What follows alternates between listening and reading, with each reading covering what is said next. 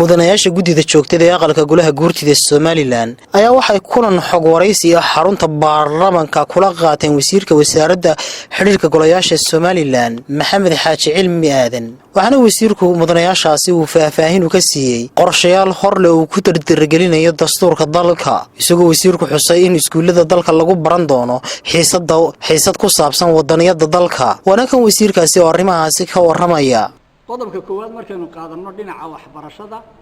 wasaaraddu waxay heshiis ay la saxeexatay wasaaradda waxbarashada iyo science kowdii bishii afraad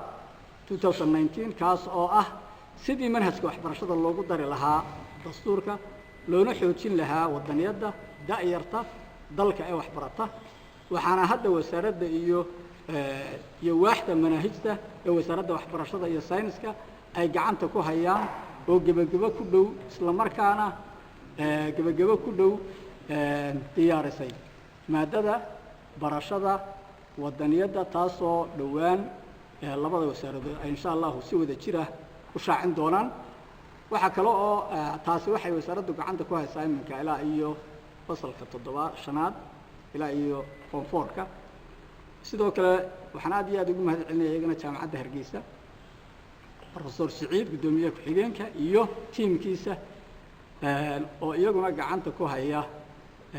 qaybta aynu ugu talagalay in manhajka lagu daro jaamacadaha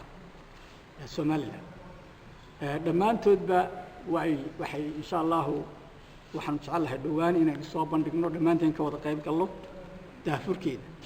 wasaaraddu waxay u qabatay kulan ku saabsan kor u qaadida fahanka dastuurka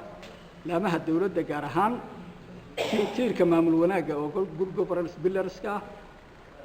qorshaha labaad ee horumarinta qaranka oo aynu NDP2 u naqaano waxaana ka soo qayb galay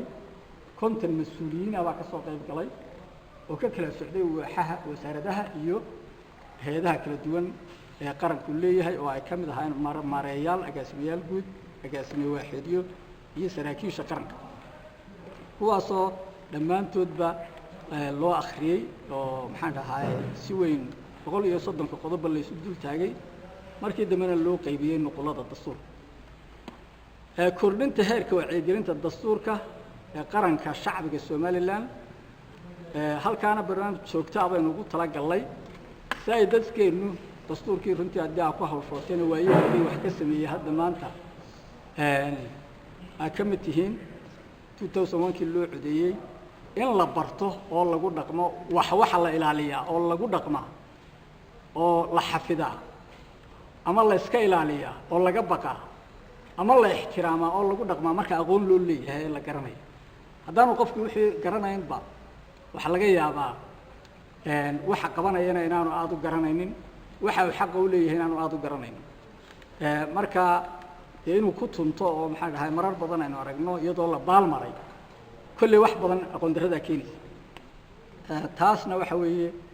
برنامج كاسيو صعدا وسارد واحد ده فرتي يستقل قدوميها جودي ذا شوكت ذا مدنياش جودي ذا شوكت ذا يقولها جورتي ذا Somaliland حلمان سعيد عبد الله ياسر وفرتان كل كاسك هذا لاي أي شرحات كوبان كبحيي إن مدنياش جودي ذا شوكت ذا يهولوا قدر قلني يعني إسلام مركزين مسؤولين تقارنك أي كوري سنة يعني هؤلاء يقارنك وحيان سيقولوا وينها مركزي ay ugu bandhigaan warbixino kala duwan ay runtii iyadoo qarankooda waa u mahad celinaynaa sida uu u soo ajiibay waajibkii aynu